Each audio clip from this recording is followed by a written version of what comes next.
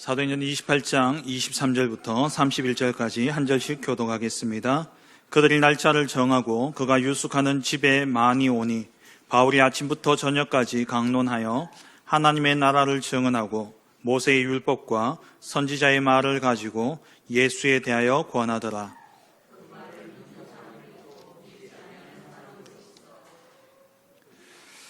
서로 맞지 아니하여 흩어질 때에 바울이 한 말로 이르되 성령이 선지자 이사야를 통하여 너희 조상들에게 말씀하신 것이 옳도다.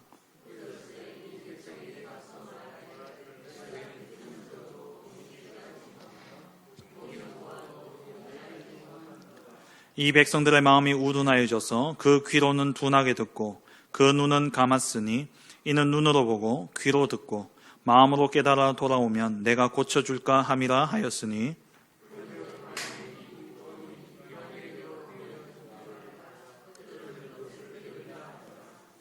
두 절 함께 보겠습니다.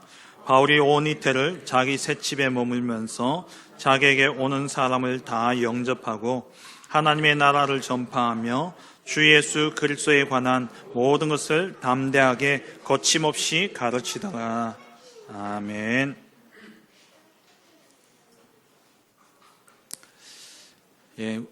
축복을 선언하겠습니다. 평안하십시오. 당신은 세계살리 선교사입니다. 70 제자운동으로 1104의 응답을 누리십시다. 아멘. 오늘 주신 본문을 가지고 담대하게 거침없이 선포되어야 할 복음이라는 제목으로 함께 말씀의 은혜를 나누기를 원합니다. 사도행전의 긴 여정을 이제 오늘로서 마무리하게 됩니다. 28장까지 이제 다 살펴봤고요. 총 보니까 62주가 걸렸더라고요. 사도행전은 성령의 역사를 기록한 책입니다. 그래서 성령행전이라고도 이야기를 하죠. 하지만 기록된 책이지만 지금도 기록되고 있는 책이라 할 수 있습니다. 바울의 여정을 기록한 사도행전은 28장으로 끝이 나지만 지금도 동일하게 우리 안에서 성령으로 내주하시고 우리의 삶을 인도하시고 우리 삶 가운데 역사하셔서 지금도 역사하고 계시기 때문에 우리는 28장 이후에 29장의 역사를 우리는 계속 써내려가고 있는 것입니다. 다른 성경과 달리 이 사도행전의 끝은 열려 있는 것을 볼 수 있습니다. 바울의 다른 서신들을 보면은 마침 인사를 다 하고 또 때론 아멘으로 끝이 나지요. 근데 이 사도행전 말씀은 계속 열려 있는 결말로 되어 있습니다. 사도행전 1장 1절, 3절, 8절에 갈보리산, 감람산, 또 마가다라 빵에 이 언약을 붙잡고 이 언약을 붙잡은 자들이 하나님 주신 약속인 사도행전 1장 8절에 그 성취를 향해서 걸어간 기록이 바로 이 사도행전이지만 땅끝까지 증인되리라는 이 언약은 아직도 성취되어지지 않았기 때문에 하나님은 우리를 통해서 이 언약을 이언받은 우리를 통해서 지금도 계속 이 역사는 되고 있고 또 우리를 통해서 우리 후대들에게 이것이 전달되어 전도운동을 이어나갈 그러나 남은 자 렘넌트들로 우리 후대들이 주님 오실 그날까지 이 운동을 지속하게 되리라 믿습니다. 그래서 우리는 내가 이 길을 이 전도자의 길을 가고 이 증인의 삶을 살 뿐만 아니라 나를 통해서 이 전도운동을 이어나갈 후대 렘넌트를 남겨야 되는 것입니다. 사도행전 강해는 비록 끝나지만 저와 여러분의 사도행전은 70 제자운동을 통해서 계속해서 기록되어지는 그러한 은혜가 있기를 주의 이름으로 축원합니다. 바울이 드디어 로마도 보아야 하리라 했던 이 바울이 드디어 로마에 도착하게 되어졌습니다. 재판을 받기 전이었기 때문에 지금 말로 표현한다면 불구속 수사를 받게 되어진 것이죠. 바울이 오는 여정 속에 이 백부장이 또 은혜도 있고 또 그 여정에 일어났던 일들을 아는 사람들이 바울의 편의를 많이 이렇게 봐주게 되었습니다. 그래서 바울은 감옥에 갇히지 않고 그냥 로마 군인 한 명이 바울과 같이 하면서 바울이 세를 주고 집을 얻어가지고 그 집에 바울이 살면서 그냥 로마 군인 한 명이 옆에 늘 붙어 있도록 그렇게 했죠. 그래서 많이 이렇게 자유로웠던 그러한 생활이었습니다. 바울이 이렇게 로마에 도착한 후에 사흘이 지나고 바울이 로마에 있는 유대교 지도자들을 초청하게 됩니다. 이들을 초청해서 바울이 자기가 왜 이곳까지 왔고 자기가 왜 이 자리에 서게 되어졌는지, 왜 이 죄인의 신분으로 오게 되어졌는지에 대한 자기의 변호를 하게 되어집니다. 그런데 다행히 이 바울에 대한 소문이 로마에까지는 아직 전해지지 않았던 것 같습니다. 그래서 21절에 보면은 이 유대교 지도자들이 우리가 유대에서 네게 대한 편지도 받은 일이 없고, 그리고 또 형제 중 누가 와서 네게 대하여 좋지 못한 것을 전하든지 이야기한 일도 없다. 그러니까 너희에 대해서 우리는 아무것도 들은 바 없다. 그러니까 바울이 이제 막 내가 이렇게 왔다 하니까 한마디로 네가 누군데 이제 이렇게 되어진 거예요. 너희에 대해서 아무 이야기도 들은 바가 없다. 왜냐하니까 바울은 당연히 바울이 로마로 가는 걸 아니까 이 유대교 바울을 따라다니면서 죽이려 했던 이들이 바울에 대한 이야기들을 유대 지도자들에게 해서 바울의 로마에 있는 동안에 어렵고 힘들게 하려고 하지 않았을까 했을 텐데 그러지 않았다라는 것이죠. 하지만 이 유대교 지도자들은 이 기독교에 대해서는 알고 있었던 것 같습니다. 22절에 보시면 우리가 너희의 사상이 어떠한가 듣고자 하니 이 파에 대해서는 나사렛파 이랬지 않습니까? 이 파에 대하여는 어디서든지 반대를 받는 줄 알기 때문이라. 이 기독교는 가는 곳마다 반대를 받는데 그래도 참 이렇게 지도자고 그리고 또 영향력 있는 사람들이다 보니까 확실히 다르죠. 도대체 왜 그런지 우리가 한번 드러나 보자. 그래서 바울에게 이 기독교에 대해서, 바울이 믿는 예수 그리스도에 대해서, 또 바울이 전파하는 이 복음에 대해서 듣기를 원한 겁니다. 그래서 이 사람들이 이제 23절에, 오늘 읽었던 23절에 보면은 날짜를 정하고 바울이 유숙하는 그 집에 사람들이 이제 찾아오기 시작한 거예요. 찾아오면 바울이 아침부터 저녁까지 강론해서 하나님의 나라의 복음과 또 모세의 율법과 선지자의 말, 이 말은 구약 성경이죠. 구약 성경을 가지고 이 구약의 모든 성경이 예수 그리스도에 대해서 이야기하고 있다. 그러면서 그리스도와 하나님 나라에 대한 복음을 전한 겁니다. 그런데 이 이야기를 듣고 24절에 믿는 사람도 있고 믿지 않는 사람들도 있었어요. 그러니까 믿는 사람과 믿지 않는 사람들이 서로 맞지 않으니까 이들이 그런 가운데 갈등도 일어나고 또 언성도 높아지기도 하고 이랬겠죠. 그러는 중에 이제 이들이 돌아갈 때 바울이 이들을 향해서 이사야서 6장 9절에서 10절 말씀을 인용해 가지고 오늘 26절 27절의 말씀을 이들을 향해서 하고 있죠. 이 백성에게 가서 말하기를 너희가 듣기는 들어도 도무지 깨닫지 못하며 보기는 보아도 도무지 알지 못하는도다. 이 백성들의 마음이 우둔하여져서 그 귀로는 둔하게 듣고 그 눈은 감았으니 이는 눈으로 보고 귀로 듣고 마음으로 깨달아 돌아오면 내가 고쳐줄까 함이라 하였으니, 이 바울 시대 그리고 이사야 시대 영적 상태가 똑같았습니다. 하나님의 말씀이 선포되어지는데도 불구하고 하나님의 말씀을 전혀 깨닫지 못하고 믿지 못하던 시대, 그 결과도 똑같았죠. 바벨론에 의해서 완전히 나라가 망해버렸습니다. 성전에 돌 위에 돌 하나도 남지 않고 이 솔로몬 성전이 다 무너져 버렸어요. 완전히 황폐해졌습니다. 똑같이 AD 70년에 로마에 의해서 예루살렘 성전이 완전히 무너지게 되어지고 예수님 말씀처럼 돌 위에 돌 하나도 남지 않고 이들이 완전히 멸망하게 되어졌죠. 시대마다 하나님의 복음이 선포되어지게 될 때에 이 복음을 듣지 않는다면, 이 복음을 받아들이지 않는다면 그 인생은 당연한 결과를 맞이하게 되어 있습니다. 그게 바로 멸망입니다. 그래서 이 바울이 이들을 향해서 이야기하면서 29절에 그런즉 하나님의 이 구원이 이방인에게로 보내어진 줄 알라. 그들은 그것을 들으라. 유대인들은 땅끝이죠. 바울이 볼 때 땅끝이에요. 땅끝까지 증인되리라. 지구는 둥글기 때문에 이 복음이 한 바퀴 돌아서는 제일 끝에 마지막 가게 되어진 땅끝이 어디입니까? 바로 유대 나라예요. 거기에 결국 유대인들이 제일 마지막에 믿게 될 거라는 것이죠. 이제 진짜 말세 지 말이 되어졌습니다. 복음이 많이 지금 퍼져나가고 있고 세계 복음화가 많은 부분 이루어지고 있죠. 직접 가지 못하는 곳은 전파를 통해서 또 인터넷을 통해서 그렇게 복음이 전파되어지고 있고요.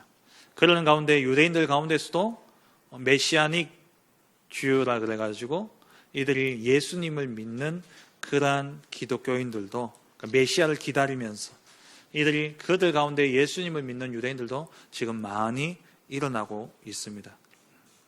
결국 하나님은 이방인들을 통해서, 바울이 로마서에 기록하고 있잖아요.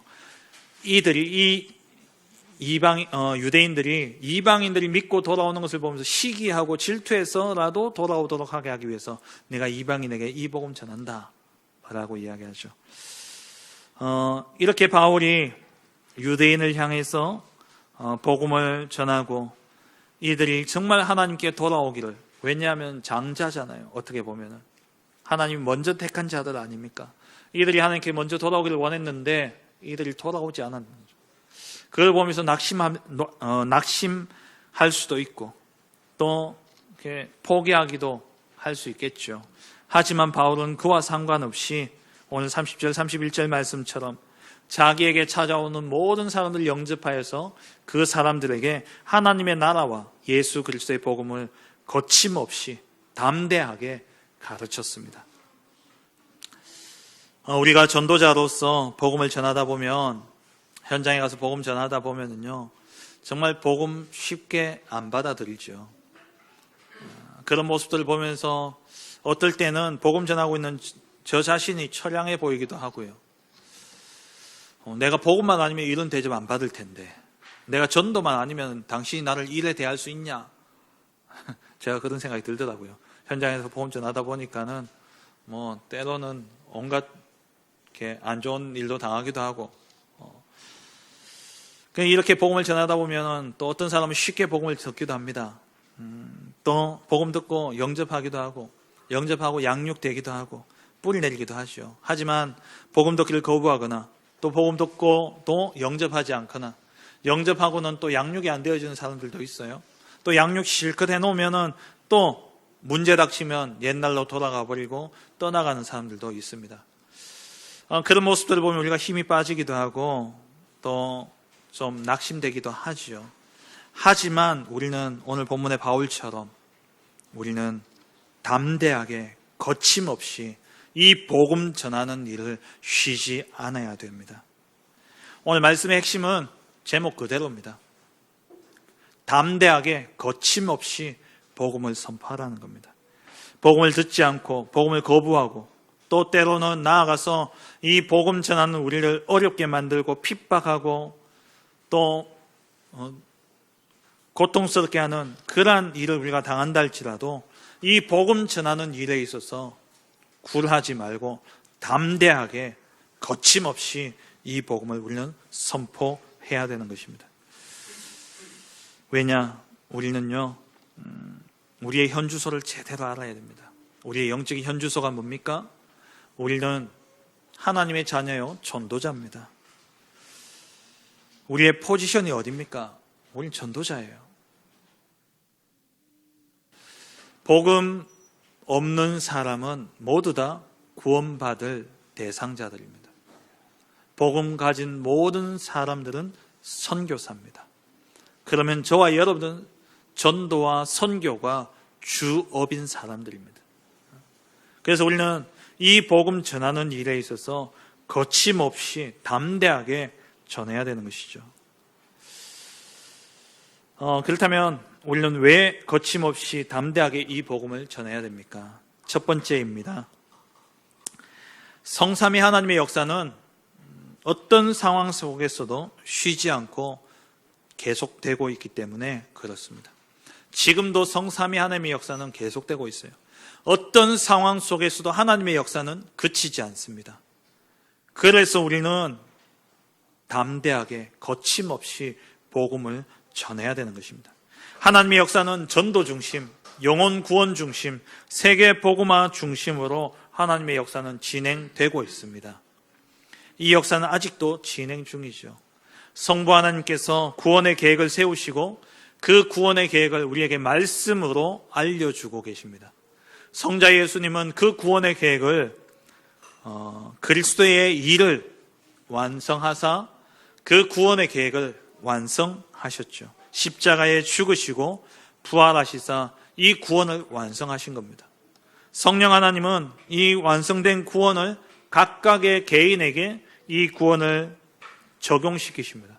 그 마음을 감동하게 하고 그 마음을 감화시켜서 이 하나님의 복음을 믿도록, 이 하나님의 복음을 받아들이도록 성령께서 역사하시는 것이죠. 그러니까 하나님의 역사는 늘 전도와 선교와 세계 복음화인 복음 증거를 중심으로 계속되어지고 있기 때문에 우리는 거침없이 담대하게 이 하나님의 역사인 전도와 선교와 세계 복음화를 위해 복음을 선포해야 되는 것입니다. 왜 우리는 거침없이 담대하게 복음을 전하느냐? 우리가 하나님의 일을 할 때에 하나님이 우리와 함께 하시고 하나님이 우리에게 능력을 주셔서 하나님께서 하나님의 일을 이루실 것이기 때문에 우리는 하나님의 역사, 쉬지 않고 계속되어지는 이 하나님의 역사가 지금도 구원, 전도, 선교, 세계 복음화 중심으로 이루어지고 있기 때문에 우리는 거침없이 이 복음을 전해야 되는 것입니다. 두 번째로 우리가 왜 거침없이 담대하게 이 복음을 전해야 되느냐? 하나님 나라와 그리스도의 복음만이 이 세상의 유일한 해답이기 때문에 우리는 이 복음을 담대하게 전해야 되는 것입니다. 이 땅의 문제는 결국 하나님을 마음에 두기 싫어함으로써 하나님을 떠난 영적 죽음에서 오게 되어진 문제입니다. 결국 영적 문제죠. 하나님을 떠나서 하나님을 마음에 두기 싫어하고 내 마음대로 내가 주인 되어서 내 열심으로 내 노력으로 내 기분대로 내 감정대로 내 생각대로 살겠다. 거기서부터 모든 문제가 오게 되어진 겁니다.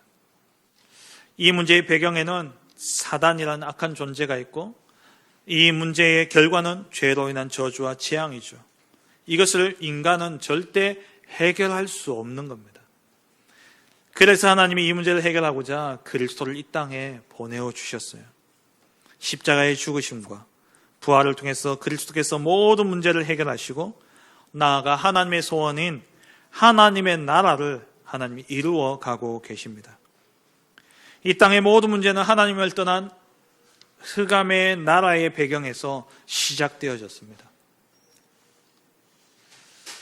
이 문제를 해결하는 길은 골로새서 1장 13절 말씀처럼 흑암의 나라에서 그의 아들의 사랑의 나라로 우리를 옮겼느니라. 그 흑암의 나라의 권세에서 우리가 빠져나와서 하나님의 아들의 사랑의 나라로 들어가는 것만이 우리는 이 땅의 문제, 이 영적 문제에서 해방되어질 수 있는 유일한 해답인 것입니다. 그래서 길은 오직 그리스도밖에 없습니다. 그래서 우리는 큰 문제든 작은 문제든 우리는 그리스도의 비밀, 이 그리스도만을 우리는 붙잡고 영적 싸움을 싸워야 되는 것이죠. 그래서 우리는 오직 예수가 그리스도라는 이 절대 언약만 지속적으로 누리고 이것만 말하고 이것만 증거하는 전도자의 길을 가야 됩니다. 거침없이, 막힘없이, 두려워하지 말고 담대하게 이 복음 전해야 돼요. 왜냐? 이것만이 해답이기 때문에, 이것만이 유일한 길이기 때문에 그렇습니다. 좋은 약을 하나 먹어도요, 내가 어디가 아파서 안 좋았는데 그 약 하나 먹고 나니까 나았단 말이죠. 그러면요, 이분은 그 약을 이야기함에 있어서는 거침없습니다. 막힘이 없어요. 암만 옆에서요, 사람마다 다르다 이래도 안 통해요. 왜? 내가 나았거든. 사람마다 체질이 다르고 그렇다 암만 이야기한대요. 그래서 유 목사님 보고 어떤 분 계속 소금 먹어야 된다고 계속 그렇게 연락 왔다 그러잖아요. 유 목사님이 가서 검사해 보니까 유 목사님 소금 먹으면 안 되는 체질이라 먹으면 진짜 큰일 날 뻔한 거예요. 사람마다 달라요. 근데 그런 자기의 체험 하나만 가지고도요, 얼마나 거침없이 담대하게 이야기합니까? 못 알아듣는 사람 완전 바보 취급해가면서 저 왜 안 먹냐면서 막 그러잖아요.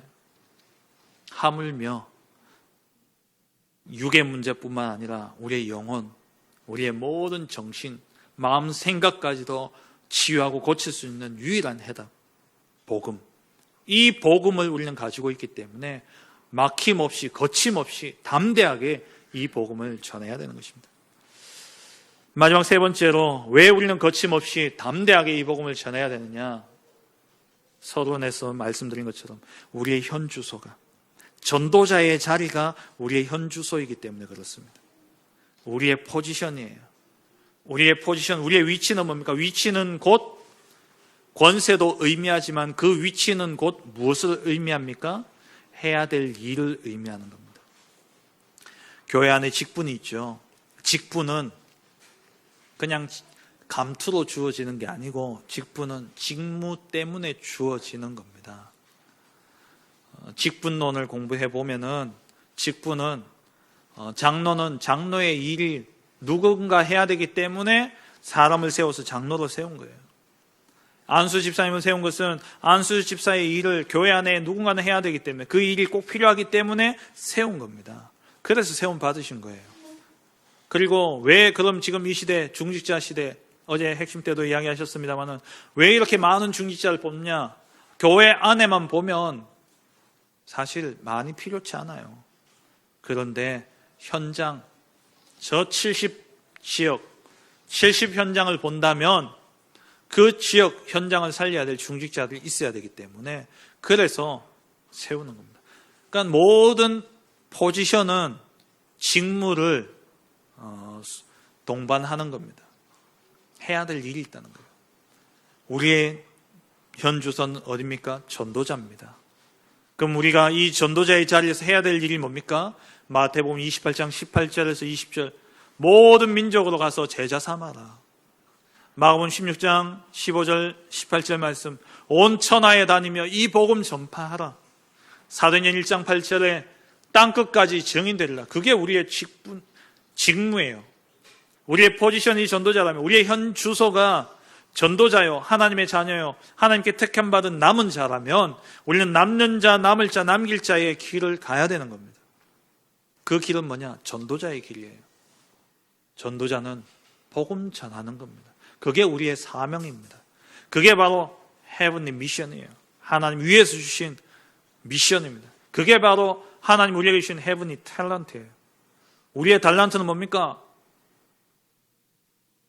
복음 전하는 겁니다. 그게 우리의 달란트예요. 그것을 위해서 하나님이 헤븐리 파워, 하늘의 그 보좌의 능력을 우리에게 부어주시는 것이죠. 말씀을 맺겠습니다.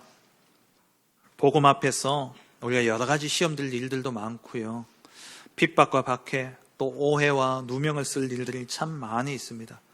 하지만 우리는 그 어떤 것이 우리를 덮친다 할지라도, 그 어떤 것이 우리를 속이려 한다 할지라도 단 하나 복음 전하는 것만큼은 우리는 쉬어서는 안 되는 것입니다. 요즘 안타까운 이야기들이 많이 들려와요. 많은 성도들이 여러 가지 일어나는 사건과 또 문제들을 그것 때문에 시험 들고 그러면서 참 상처 있고 교회를 떠나는 사람들도 있고 또 이 단체를 떠나는 그런 사람들도 참 많이 있는 것을 보게 되어집니다. 또 워낙 또 많은 용어들이 쏟아지다 보니까요.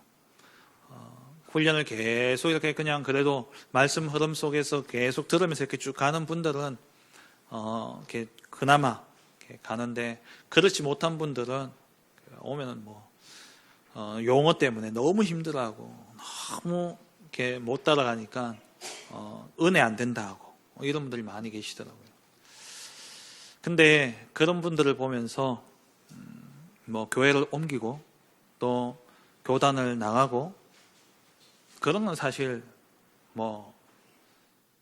그러지 말아야 된다라는 이야기를 하고 싶지는 않습니다. 그런데 그렇게 가더라도 본분은 잊지 말아야 되는 거예요. 진짜 복음 때문에 우리가 존재하고, 정말 우리는 어떤 자리에 가든지 어떤 상황 속에 놓이고 어떠한 위치에 있든지 간에 우리는 복음 전해야 될 전도자입니다. 이건 놓치시면 안 돼요. 내게 아무리 상처받는 일이 있다 할지라도 우리의 포지션은 바뀌면 안 돼요. 우리는 전도자입니다. 우리는 막힘없이, 거침없이, 담대하게 오직 유일한 그리스도의 복음 전해야 돼요. 그런데 정말 이 복음운동, 전도운동을 딱 생각하면은 저는 이 자리를 나갈 수가 없겠더라고요. 정말 이 복음, 이 전도운동하는 이 자리, 여기가 우리가 있어야 될 자리입니다. 정말 여러분들의 삶 속에 많은 일들이 있을 겁니다. 그리고 진짜 바울처럼 복음 때문에 핍박과 박해받고 누명 쓰고 감옥에 가고 또 그런 일들이 일어날 수도 있습니다.